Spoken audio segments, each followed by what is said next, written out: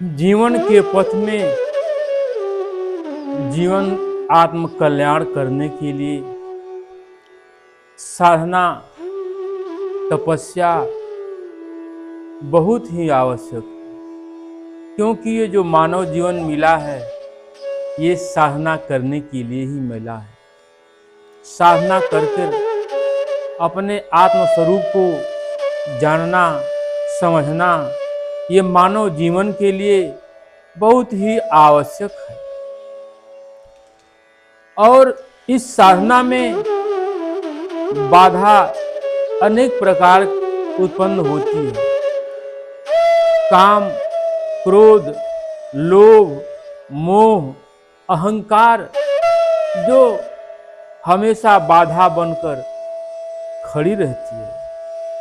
साधन पथ पर चलने वाला पथिक जो आगे कदम बढ़ाता है, ये बैरी तुरंत अपना प्रभाव दिखाने लगते हैं। काम, क्रोध, मोह, लोभ, अहंकार ये रोड़ा बनकर तैयार हो जाते हैं, जबकि आत्मा शाश्वत है, नित्य है, सनातन है। लेकिन ये साधन पथ पर लगने नहीं देते, बार बार पथ में परेशानियां उत्पन्न करते हैं, क्योंकि ये बलवान है। विषयों का पान करके ये ताकतवर हो चुकी है और ये विषय वासना का पान करते हैं और मन इनके द्वारा विषय वासनाओं से वो भी तृप्त होता है और मन माया को पहुंचा देता है। और ये आत्मा जो आपके हृदय में, आपके शरीर में विद्यमान है, अपने को असहाय महसूस करती है, क्योंकि आत्मा नाम रूपी मोती का पान करती है।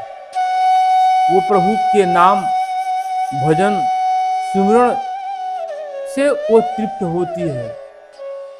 और इंसान भजन करता नहीं, नाम का सिमरण करता नहीं, विषय वासनाओं में फंसा हुआ है, विषय वासनाओं की तरफ दौड़ रहा है। इसलिए आत्मा कमजोर हो जाती है, मन बलवान हो जाता है।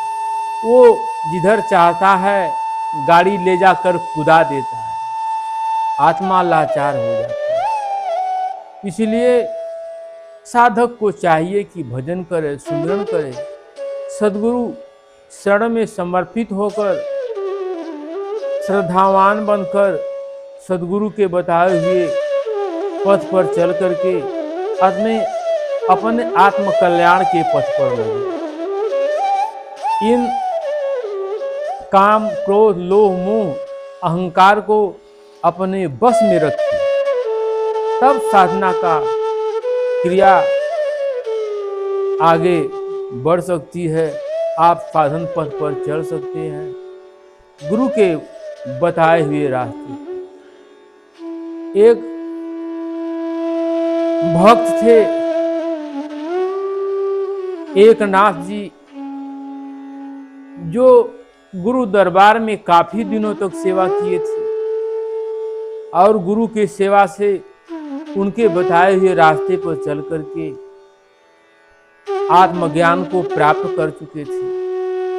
काम, क्रोध, लोभ, मोह, अहंकार पर विजय प्राप्त कर चुके थे।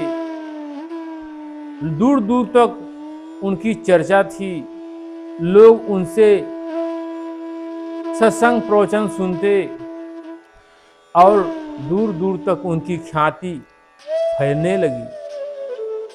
कुछ लोग तो प्रसन्नचित होते, लेकिन कुछ लोग जलन की भावना से, देश की भावना से उनसे जलने भी लगे, क्योंकि संसार का स्वभाव ही ऐसा है। कुछ लोग अच्छे हैं तो कुछ लोग बुरे हैं। कोई आपके दुख से दुखी होता है तो आज के संसार में कोई आपके सुख से दुखी हो जाता है। इंसान की ऐसी विचारधारा है, ऐसा उसका स्वभाव है, वो सुखी नहीं देखना चाहता, दूसरे को दुखी देख करके सुख का अनुभव करता है। सोचिए ये मानव के अंदर कैसी विचारधारा है, कैसा उसका स्वभाव है। कुछ ऐसे ही लोग सोचे कि एकनाथ को क्रोध दिलाया जाए तो कुछ मन चले, ब्राह्मणों ने घोषणा कर दी कि जो एकनाथ को क्रोध दिलाएगा उसे 100 रुपए दिया जाएगा। उस जमाने में 100 रुपया बहुत ज्यादा होता था, क्योंकि उस समय सोने चांदी के सिक्के चलते थे। तो एक युवक मनचला सोचा कि चल करके कामदेव को क्रोध दिला करके 100 रुपए सोने का सिक्का मेरा हो जाएगा, मैं बना लूं। क्रोध दिलाने के विचारधारा से वो एकनाथ जी के घर पहुंचा। उस समय एकनाथ जी अपने घर में पूजा स्थल में पूजा कर रहे थे और वो तुरंत वहां पहुंचा, न हाथ धोया, न पैर धोया, न स्नान किया, दौड़ा दौड़ा गया। वो बैठ करके पूजा कर रहे थे, जाकर के उनके गोद में बैठ गया। गोद में बैठ गया, सोचा कि ऐसा करने से एकनाथ जी को क्रोध आ जाएगा और जब क्रोध करके मुझे डांटेंगे तो फिर मेरा 100 मुद्राएं मेरी हो जाएंगी, क्योंकि उसके साथ लोग थे जो छिप करके सब देख रहे थे। इधर एकनाथ जी मुस्कुराए, बोले कि भैया आज तक तो बहुत से भक्त आते हैं, लेकिन तेरे जैसा भक्त कोई नहीं आया। तू तो मेरे गोद में आकर के बैठ गया, तू तो मेरे पुत्र के समान है, तू बहुत सुंदर है, तू बहुत अच्छा है, तेरा विचार निष्कपट है, तू बहुत अच्छा है। फिर उन्होंने पूजा वूजा किया, उसे प्रसाद भी दिया। बोले कि चलो अब भोजन का भी समय हो गया है, चल कर के भोजन कर लिया जाए। फिर अपने देवी गिरजाबाई को आवाज दिया कि भोजन तैयार है। उन्होंने कहा कि हाँ स्वामी, भोजन तैयार है, आप आइए भोजन करने के लिए। तो एकनाथ जी बोले कि मेरा एक और पुत्र मेरे साथ से आया है, एक पुत्र तुम्हारा तो हरि है, दूसरा पुत्र ये भी आया है, आकर के मेरे गोद में बैठ गया, तो मेरा ये भी पुत्र भोजन करेगा, चलो मेरे साथ।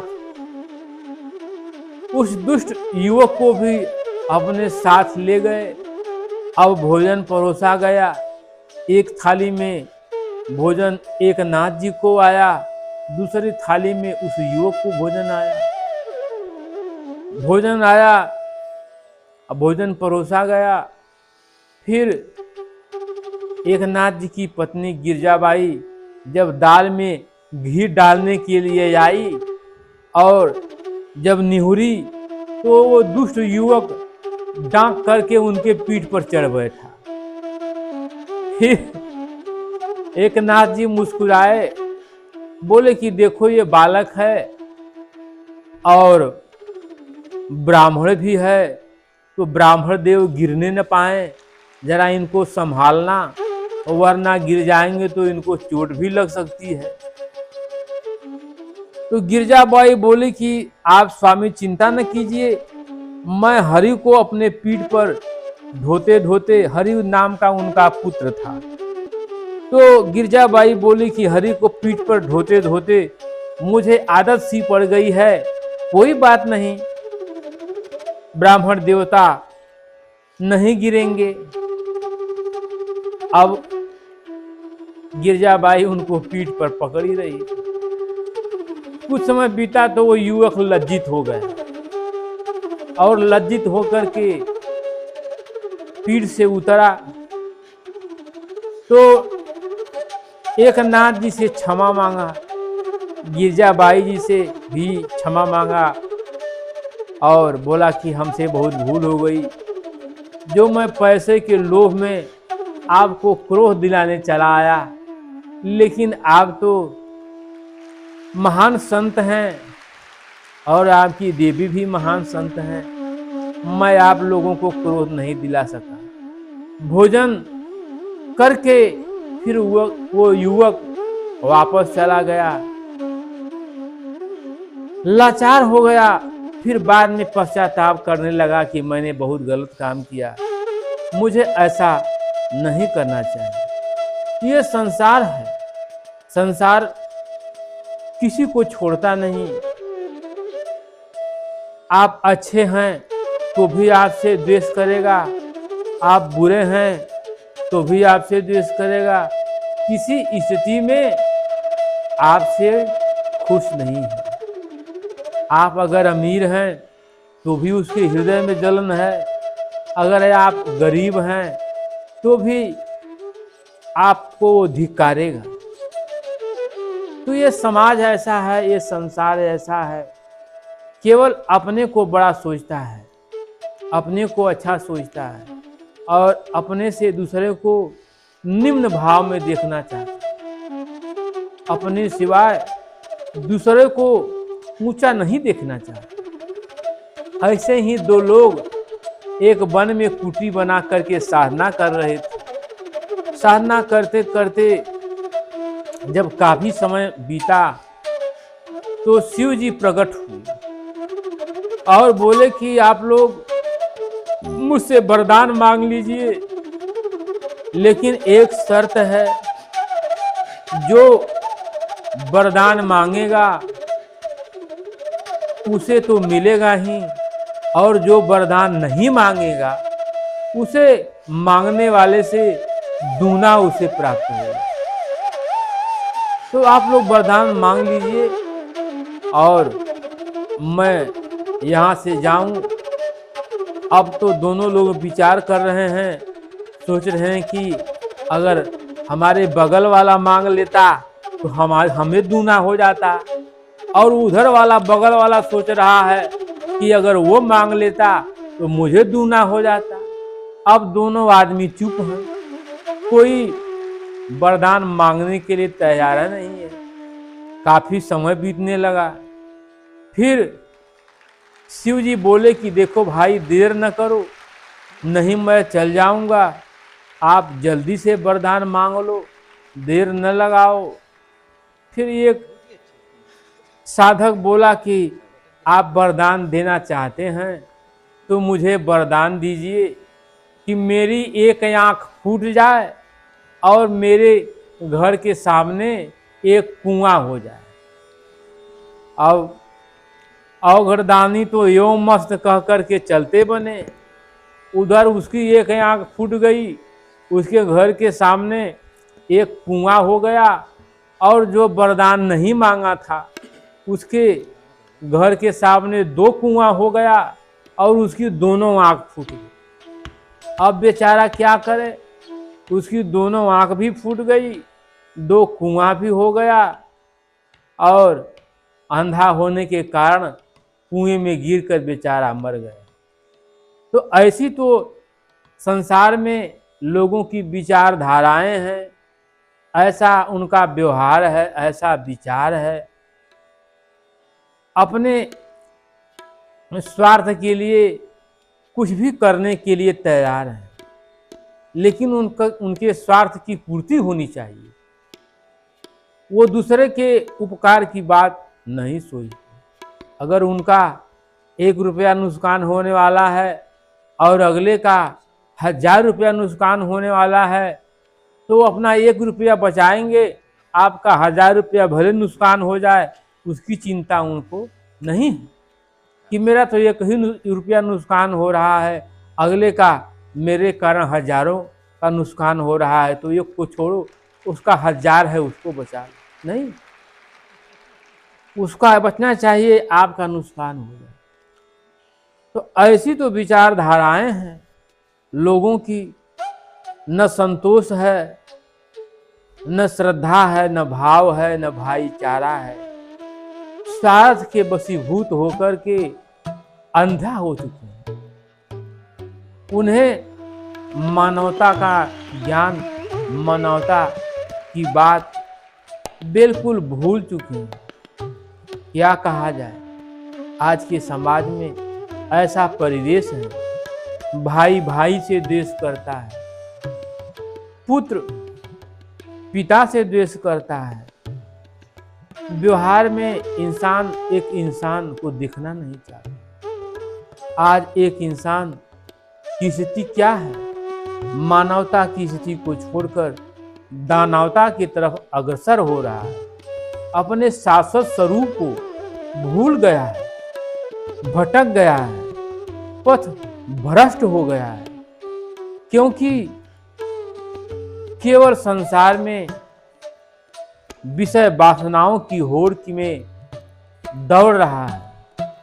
वो किसी महापुरुष के सानिध्य में जाना नहीं चाहता।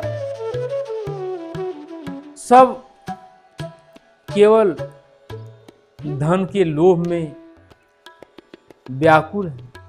99 का चक्कर उनको लगा हुआ है, कितना पैसा आ जाए, हम कितना धनी हो जाएं, कितना अमीर हो जाएं, सारी पृथ्वी हमारी हो जाए। अरे सारी पृथ्वी लेकर क्या करोगे?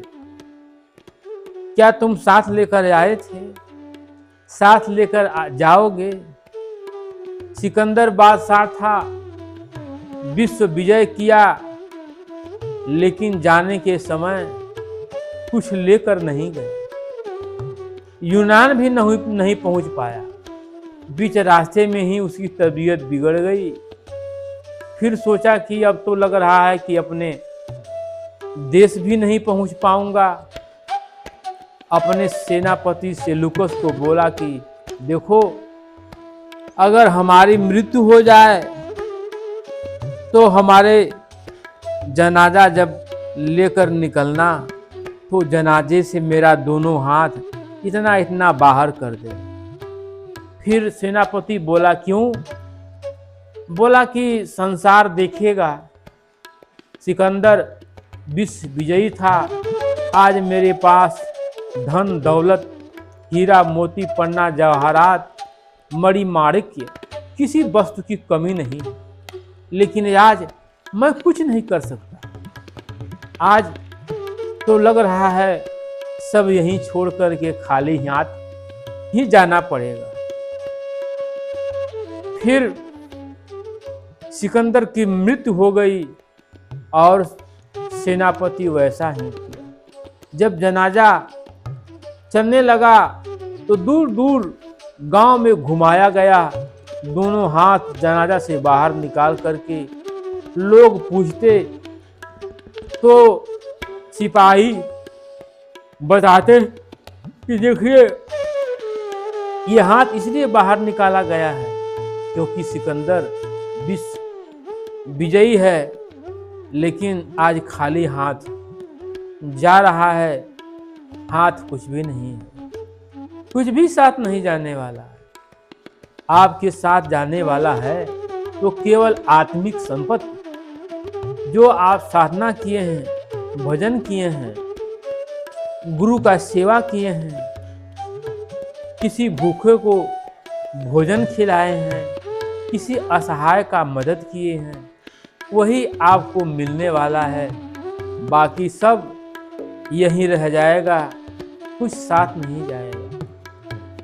मानव जीवन अनमोल है, जो ईश्वर के द्वारा आपको वरदान स्वरूप मिला हुआ है। ये मानव जीवन ही वरदान है, इसलिए ईश्वर का वरदान आपको मिला है, तो आप साधना करके, तपस्या करके अपने शाश्वत स्वरूप को पहचान लीजिए। नर तू ही है नारायण, नर तू ही है नारायण, अपने को पहचान। नाम दान सद्गुरु से पाकर पाले आत्मज्ञान। आत्मज्ञान जब आपको मिल जाएगा तो आपको सब कुछ मिल जाएगा, आपका जीवन धन्य हो जाएगा। और जब तक आप आत्मिक पथ के पथिक नहीं हैं, संसार के विषय वासनाओं में दौड़ रहे हैं, भूले हुए हैं, भटके हुए हैं, तो फिर ये संसार, ये प्रकृति का नियम है जन्म लेना और मरना। जो यहाँ आया है एक दिन जाएगा, जो जन्म लिया है वो मृत्यु को प्राप्त होगा, और जिसकी मृत्यु हुई वो फिर जन्म लेगा, 84 लाख योनियों में भ्रमित होगा, बार बार जन्म लेगा, बार बार मृत्यु को प्राप्त होगा, और मृत्यु और जन्म का असह वेदना सहेगा। क्योंकि संसार में दुख अगर है तो जन्म लेना और मरना, इससे बड़ा कोई दुख नहीं है। इसलिए संसार में आप आए हैं, परमात्मा का आपके ऊपर कृपा है, मानव शरीर आपको प्राप्त हुई है, इसलिए परमात्मा के लिए लगिए। आपको परमात्मा सब कुछ दिया है, आपके लिए उसने सूरज बनाया, चांद बनाया, धरती बनाया, जल बनाया, अग्नि बनाई, वायु बनाई, जिससे आपका श्वास चल रहा है। क्या आप उसका कीमत दे रहे हैं? नहीं, परमात्मा ने सब कुछ फ्री दिया है, उसकी कोई कीमत आपसे नहीं ले रहा है। अभी कुछ ही समय पहले कोरोना काल का समय आया था, कितना लोग गैस सिलेंडर, ऑक्सीजन के अभाव में दम तोड़ दिए, मर गए, सांस उनकी बंद हो गई। सोचिए, थोड़े लोगों के लिए ऑक्सीजन उपलब्ध नहीं हो पाया, और ये परमात्मा तो समूचे विश्व जगत चराचर के लिए फ्री ऑक्सीजन बांट रहा है, सबको दे रहा है। फिर भी आप उसके कृतज्ञ नहीं हैं, आप उसके शरणार्थी नहीं हैं। आप अपने अहंकार में चूर हैं, अपने क्रोध में, अपने लोभ में, अपने मोह में आप वशीभूत हैं। ईश्वर को आप मानने को भी तैयार नहीं हैं, नास्तिक हैं। कहते हैं कि ईश्वर कहाँ है? ईश्वर तो आपके अंदर है, वही बोल रहा है। अगर वो निकल जाए तो ये माटी का ये पिंजरा फिर माटी में मिल जाता है। यह चंद कांचा कुंभ है, लिए फिरे सा हाथ, और ढबका लागा फूट गयो, कछु नहीं आयो हाथ। अगर वो परमात्मा का अंश इस शरीर से निकल जाए तो फिर इस शरीर को कौन रखने वाला है? यह हाड़ मांस की शरीर तो दुर्गंध देने लगती है, लोग इसे जल्दी से जल्दी हटाने लगते हैं कि ले चलो इसे हटाओ, वरना महकने लगेगी, दुर्गंध आने लगेगा। फिर सोचिए, सार तत्व क्या है? वही परमात्मा है, जो अंश रूप में, आत्मा के रूप में आपके हृदय में विद्यमान है, वही सब कुछ कर रहा है। ईश्वर अंश जीव अविनाशी, चेतन अमल सहज सुखद। अगर आपकी चेतना जागृत हो जाए, आप अमल कर लें, विचार कर लें, विचारवान बन जाएं, प्रभु के शरण में लग जाएं, तो फिर आपका जीवन धन्य हो जाएगा।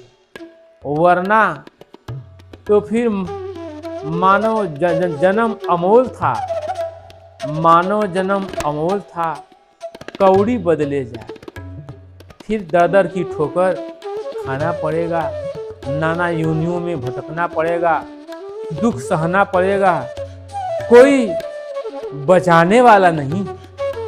इसलिए अभी समय है, लग जाइए परमार्थ के रास्ते पर अपने आत्म कल्याण के लिए, क्योंकि आप ही स्वयं अपना ही आत्म कल्याण कर सकते हैं और आप स्वयं अपने को अधोगति में डाल सकते हैं।